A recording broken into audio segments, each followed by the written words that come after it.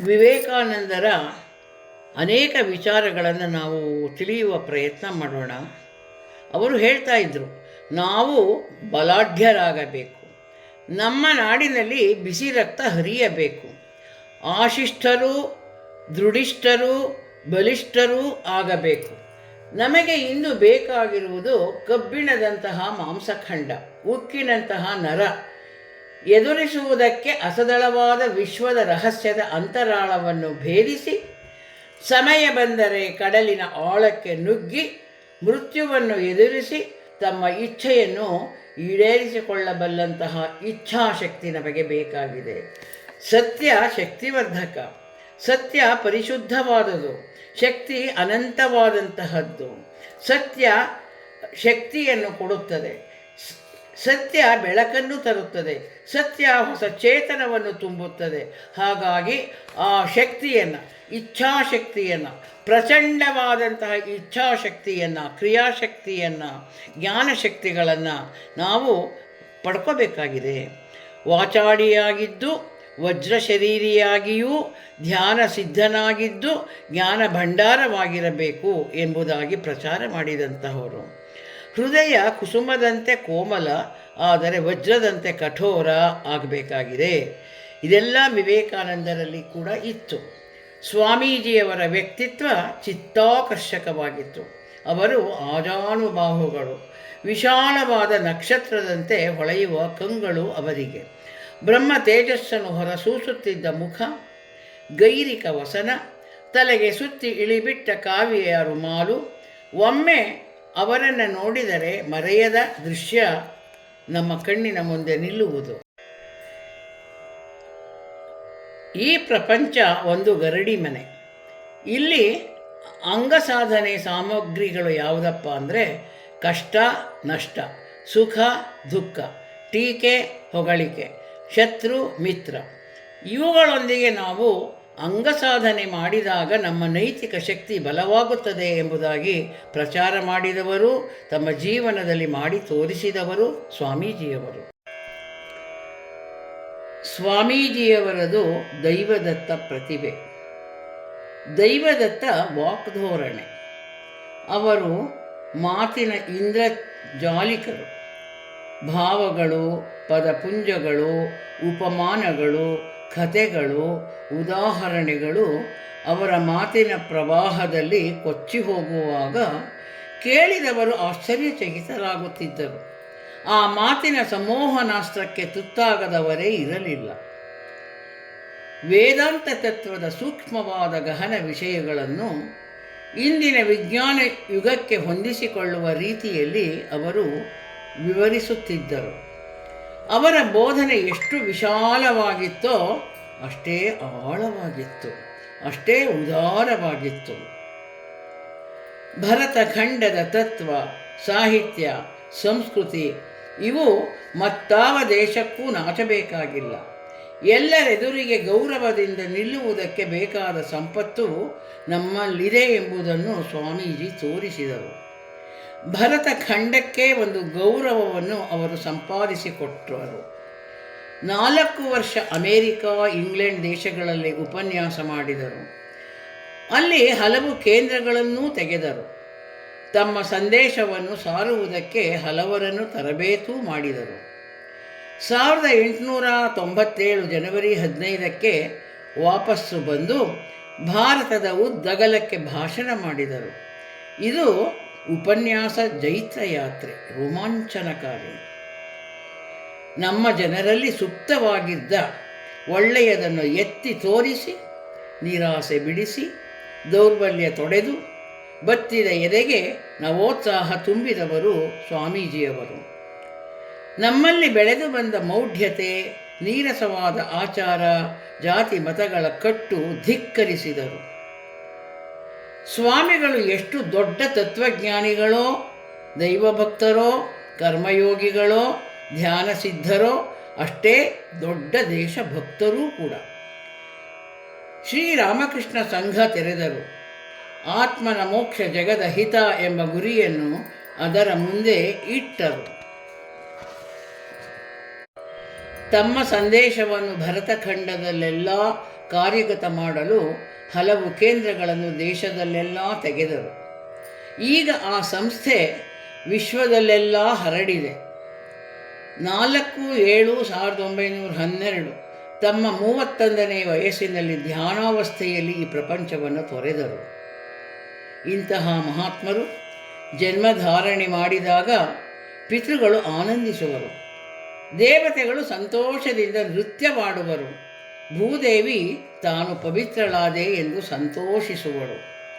ವಿವೇಕಾನಂದರು ಅವತಾರ ಪುರುಷರು, ಸಪ್ತ ಋಷಿಗಳಲ್ಲಿ ಒಬ್ಬರು ಎಂಬುವ ಐತಿಹ್ಯವಿದೆ.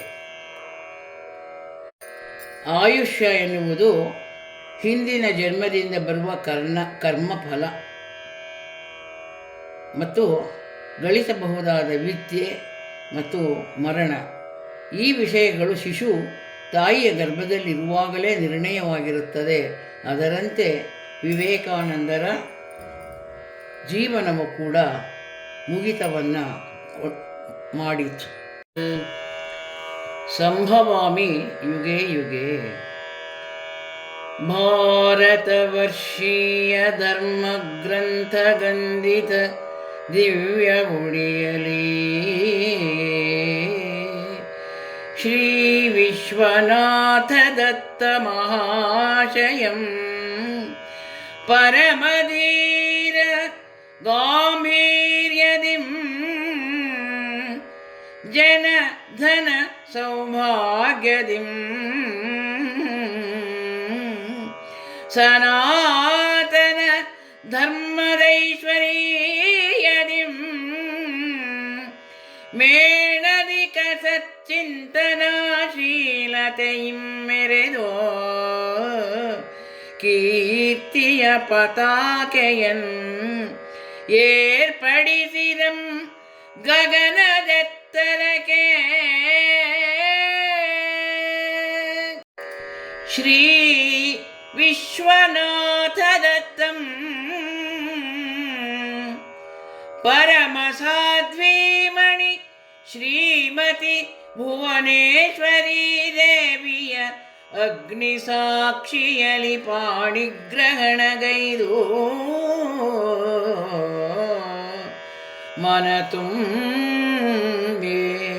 ಮನೆ ತುಂಬಿದ ಗಂಭೀರ ಗೃಹಸ್ಥಂ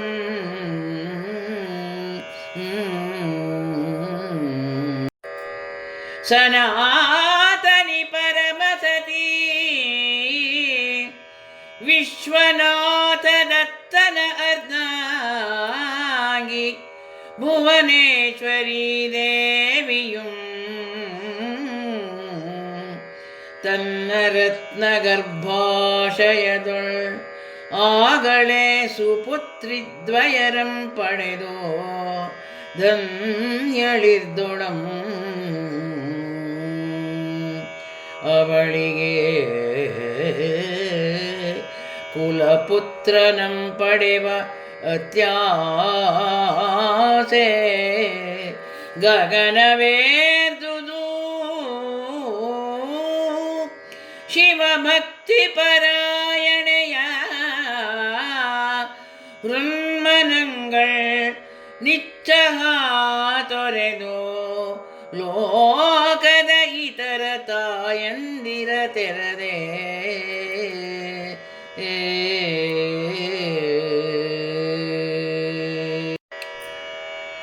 ಏಗಳುಂ ಸುಪುತ್ರನ ಸಂಪ್ರಾಪ್ತಿಗಾಯೇ ಶಿವಪೂಜೆಯುಳ್ ಮನವಿಡುವಳ್ ಮಿಂದು ಮಡಿಯನುಟ್ಟು ವ್ರತ ಪ್ರಾರ್ಥನೆಗಳಂ ಸಲ್ಲಿಸುವಳ್ ಎಡೆಬಿಡದೆ ಧ್ಯಾನ ನಿಷ್ಠೆಯಲಿ ವ್ರತ ವಿಶೇಷದಲ್ಲಿ ಭಾವಗಾಂಭೀರ್ಯದಲ್ಲಿ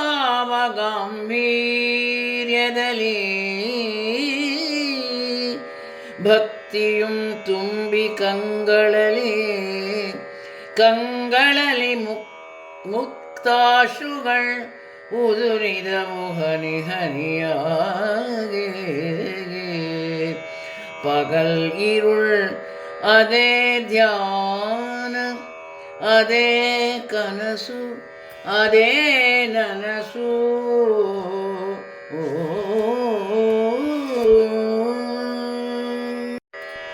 ಅಂದಿನ ಕರ್ಮ ಕಾಂಡಮಂ ತೀರ್ಚಿ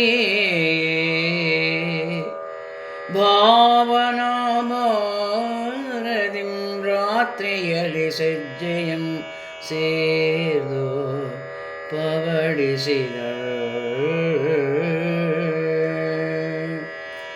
ಮೆಲ್ಲನೆಯೇ ನಿದ್ರೆಯ ಮಡಿಲಲ್ಲಿ ಜಾರೆ ಮೈ ಮರೆ ಕಂಡಳ್ ಕನಸನೊಂದಂ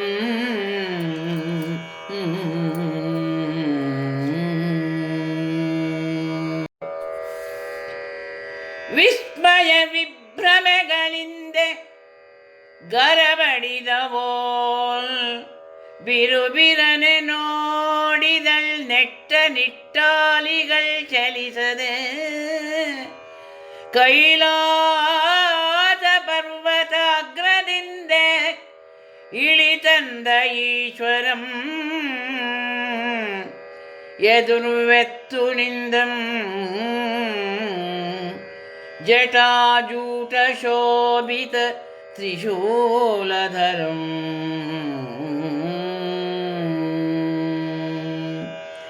ನೆಟ್ಟ ನೋಟ ಕೋರೈಸುವಂತಿರೇ ಪ್ರತ್ಯಕ್ಷ ನಿರೇ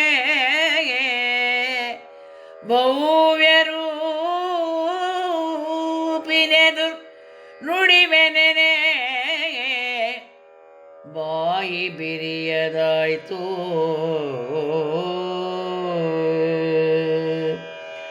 ಕ್ಷಣದೊಳ್ ಶಿವಂ ಶಿಶುವಾಗಿ ಪವಡಿಸಿದಂ ಪೆಣ್ಣ ಮಡಿಲಲಿ. ಆಹಾ ಆಹಾ ಮುಟ್ಟುವೆನು ಎನೆ ಕನಸೊಡೆದು ಆಸೆ ಬಯಲಾಯ್ತು ಕಳೆದುದಾ ದಿವ್ಯಗಳಿಗೆ.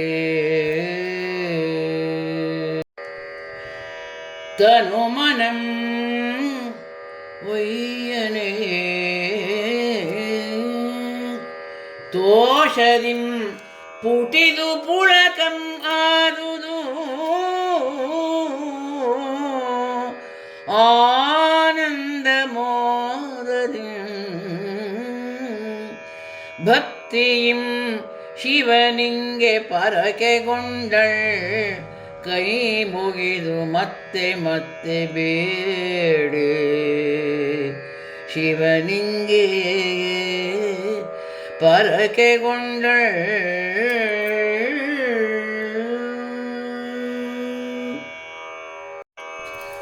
ಮೂಡಣದಿ ಚಿಮ್ಮುವ ಚಿಮು ಚಿಮು ಬೆಳಕು ತುಳುಂಕಿದೊಡನೆಯೇ ರಮಣನಂ ಎಬ್ಬಿಸಿ ವಿಷಯಂ ಒರೆದು ಹುರುಪಿನ ಧ್ವನಿಯಲಿ ಬಿತ್ತರಿಸಿ ಎರೆಯ ಹರುಷಮಂಬಸಿದಳ್ ಮಡದಿ ಸಂತೋಷದ ವೇಗದಿಂ.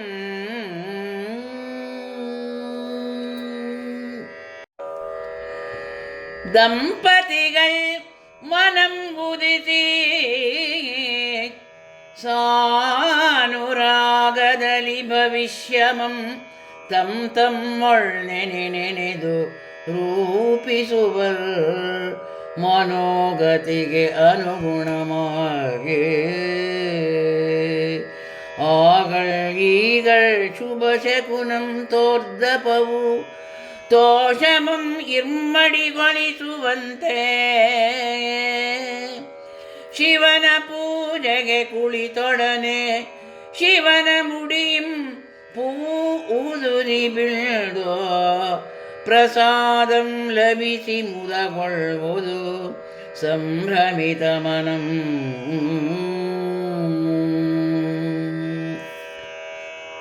ಬೆಸಲೆಯಾದ ಮಡದಿಗೆ ಶಿವನ ವರವೊಂದೇ ನೆನಹು ಮನದಲೇ.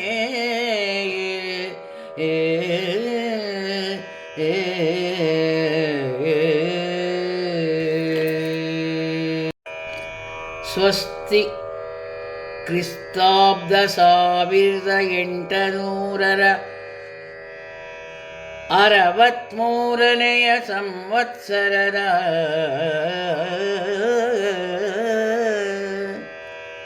ಜನವರಿ ತಿಂಗಳ 12ನೇ ತೇದಿಯ ಪರಿಪುಣ್ಯ ಕಾಲದಲ್ಲಿ ಪುಷ್ಯ ಸಂಕ್ರಾಂತಿ ಸಡಗರಿತಿರಲ್ ಬೃಹತ್ ಕಲ್ಕತ್ತೆ ನಗರಿಯ ನರನಾರಿಯರು ಮಕರ ಸಪ್ತಮಿಯ ಪುಣ್ಯ ಸ್ನಾನದಿಚ್ಛೆಯಲಿ ನಡೆದಿರ್ದರ್ ಭಾಗೀರಥಿ ನದಿಗಭಿಮುಖರಾಗಿ. ಆಗಳ್ ಆ ಸುಂದರ ಘಟಿಯಲಿ ದತ್ತ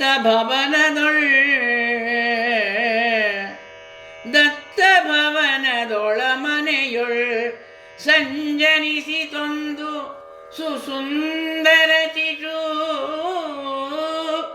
ಮಾತೆ ಭುವನೇಶ್ವರಿ ದೇವಿಯ ರತ್ನಗರ್ಭಾಶಯಂ ಶ್ರೀಮಂತಗೊಳಿಪಂತೆ. ಸುಸುಂದರ ಶಿಶು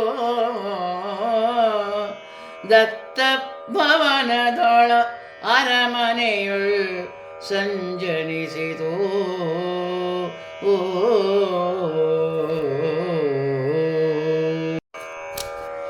ಭುವನೇಶ್ವರೀ ದೇವಿಯುಂ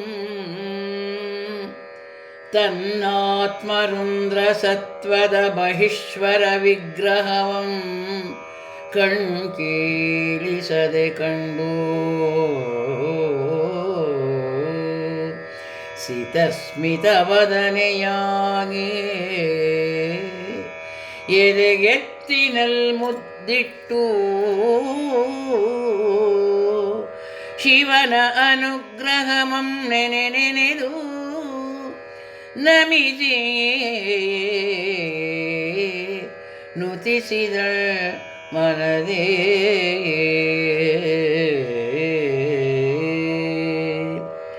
ಪಿತ ವಿಶ್ವನಾಥ ದತ್ತಂ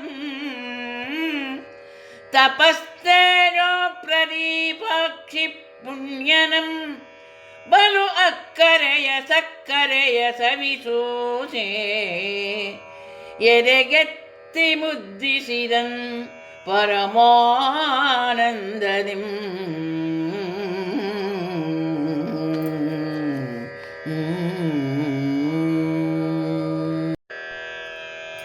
ಶಿಶುವಿನ ಜನುಮ ಕುಂಡಿಯ ನೋಡಿ ಕುಲಪುರೋಹಿತರು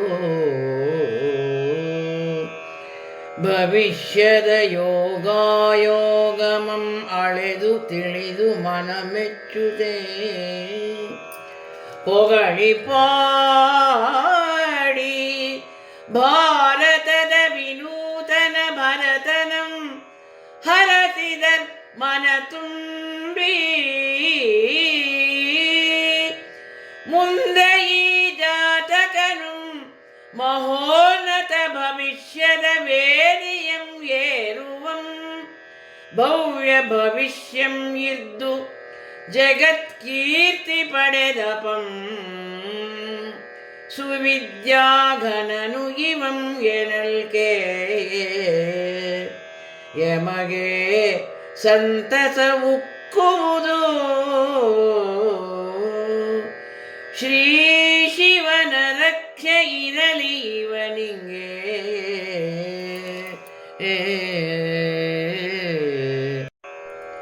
ಬಳಿಕ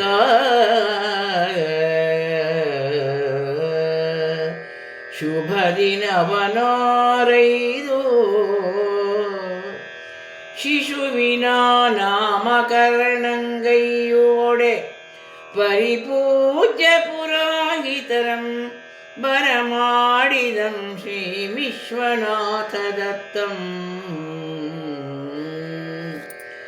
ಭುವನೇಶ್ವರೀ ದೇವಿತಾಂ ವಿಶ್ವೇಶ್ವರನಿಂಗೆ ಪರಕೆ ಮತ್ತು ನಿಯಮದಿ ವ್ರತವಂ ಪಿಡಿದು ಪಡೆದ ಕಂದಂಗೆ ಶಿವನಿಗಾಗಿ ವೀರೇಶ್ವರ ಎಂದು ಪೆತರಿಸೆ ಕೋರಿಕೊಂಡಳ್.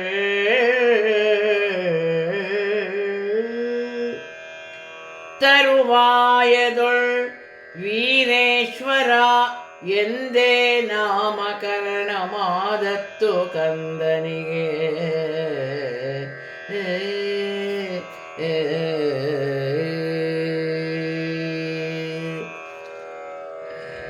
ಕುವರಂ ದಿನದಿನಂ ಶುಕ್ಲ ಪಕ್ಷದ ಚಂದ್ರನಂತೆ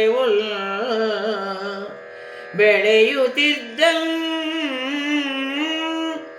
ತನು ಮನಗಳ ಶ್ರೀಕಲಶಮಂ ನೆರೆತುಂಬಿ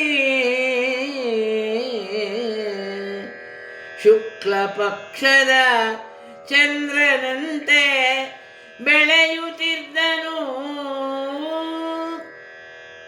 ಕಾಲಕ್ರಮದೊಳ್ ಕಂದನ ನಾಮಧೇಯವು ಅದೋ ನರೇಂದ್ರನಾಥ ದತ್ತ ಎಂದಾಯಿತು. ಪೆತ್ತವರ್ಗೆ ನರೇನ್ ನರೇನ್ ಎನಲ್ ಚುಟುಕು ಮೊಟಕುಗೊಳಿಸಿದ ಪೆಸರ್ ಹಿತವಾಯ್ತು ಘನವಾಯ್ತು.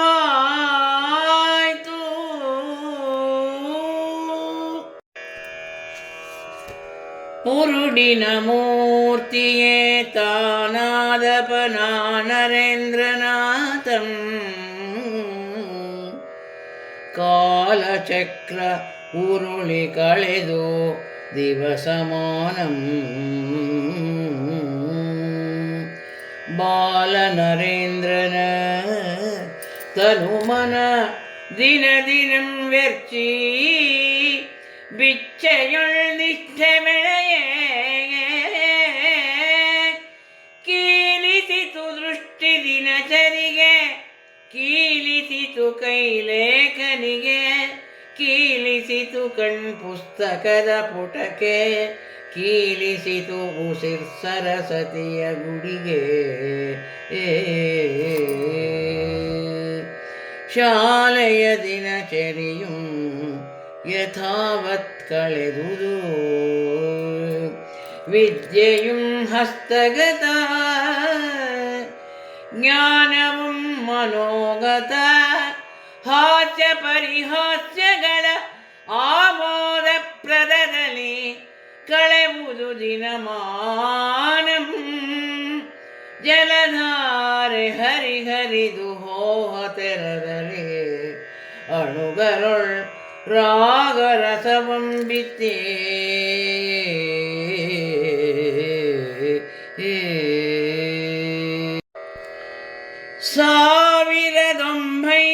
ಸಾವಿರದೊಂಬೈನೂರ್ಯರಡನೆಯ ಜುಲೈ ತಿಂಗಳ 4ನೆಯ ದಿವಸಮಾನಂ ಸಾದುದು ಗಭೀರ ಗತಿಯಲೇ ವಿಧಿಯ ಕರೆ ನೆರಳೋಯನೆ ಅತ್ಯಂತ ಘೋರಾತಿ ಘೋರ ರೂಪಿನಲ್ಲಿ ಆಗಮಿಸಿದುದು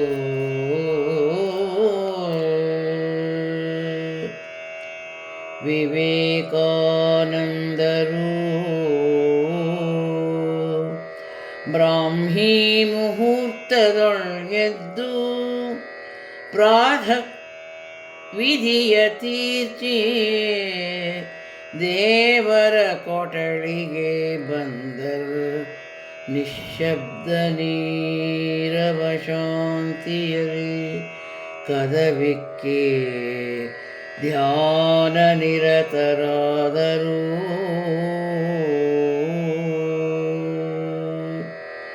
ಪೊಳ್ತೇರಿ ಪೊಳ್ತು ಇಳಿಯಿತು ಭಾರತದ ಭಾಸ್ಕರಂ ಅಸ್ತಂಗತನಾದ.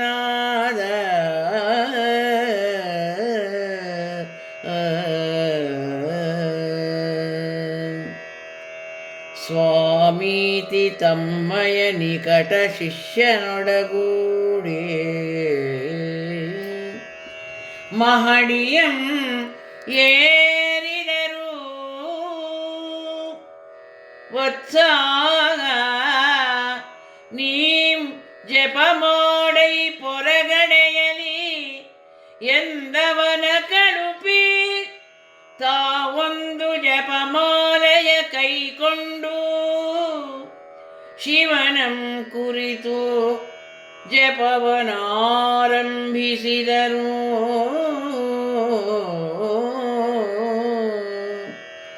ಯೋಗಿವರಿಯಂ ಅನಂತ ನಿದ್ರೆಯೊಳ್ ಮುಳುಂಗೆ ಮೈ ಮರೆಯುತಂ ಲೌಕಿಕ ವ್ಯವಹಾರವಂ ತಾಂಬದಿಗೊತ್ತಿ ಪರಮಾತ್ಮನ ಪಾದಾರವಿಂದವ ಸೇರಿದ್ದರು. ಯೋಗಿವರಿಯ ಮಂತ್ರದೃಷ್ಟಾರ ಭಾರತೀಯ ಔರಸ ಕುವರ ಸಚ್ಚಿತ್ ಆನಂದ ಕಾತರದಿ ಸ್ವರ್ಗವಂ ಸ್ವರ್ಗೀಯಗೊಳಿಸೆ ನೇಪಥ್ಯಮಂ ಏರಿದಂ. ಶ್ರೀರಾಮಕೃಷ್ಣ ಪರಮಹಂಸ ಗುರುದೇವನ ಮಾನಸ ಸುತ ತನ್ನಯ ಗುರುವಿನ ಹೃದಯಸ್ಥನಾಗೆ ಶಾಂತಿಯ ನಾರೈದಂ.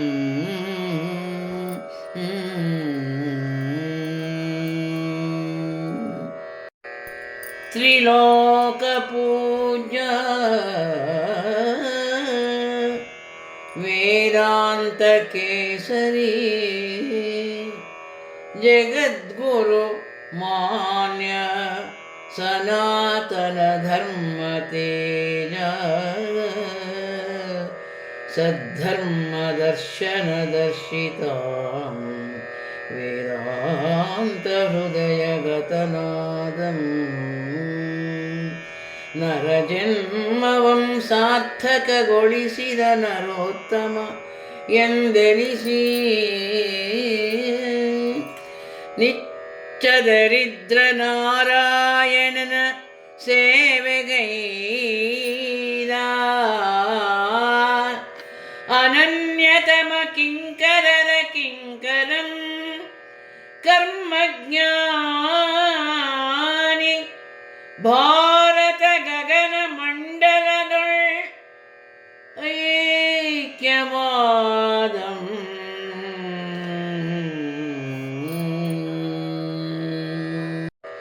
ಶ್ರೀಮಂತ ಸನ್ಯಾಸಿ ದೇವಮಾನವ ಮಹೋನ್ನತ ವ್ಯಕ್ತಿ ವಿನಯ ವಿದ್ಯಾಭೂಷಣ ಜಗದ್ವಂದ್ಯ ಭಗವತಿಯ ಪಾದ ಪದ್ಮಂಗಳಿಗೆ ಸಮರ್ಪಿಸುತ್ತ ಭಕ್ತಿ ಧ್ಯಾನ ಮುಗ್ಧನಪನಮಂ ಸಲ್ಲಿಸಿದಂ.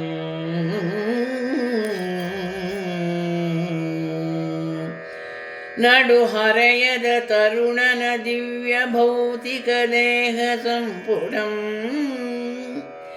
ಅಗ್ನಿದೇವನಿಗೆ ಆಹುತಿಯಾದತ್ತು. ಭಕ್ತಜನ ಮಹಾಮಂಡಲಿಯ ರೋದನದ ಸ್ವರಗಳ ನಡುವೆ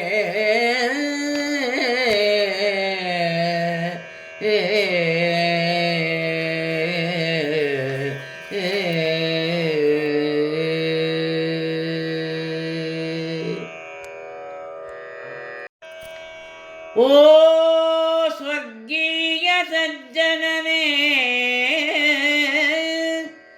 ಸ್ವಾಮಿ ವಿವೇಕಾನಂದ ಪ್ರಭೋ, ನಿನ್ ಅಮಲ ಪಾದ ಪದ್ಮಗಳಿಗೆ ನಮಿಪೆನೈ ಶಿರಬಾಗಿ.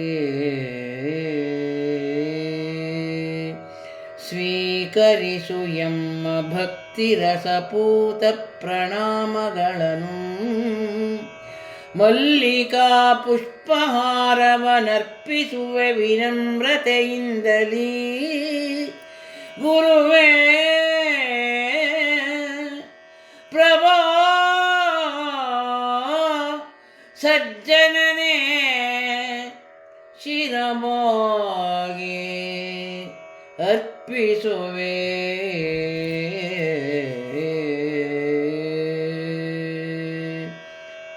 ಓಂ ಶಾಂತಿ ಶಾಂತಿ ಶಾಂತಿ.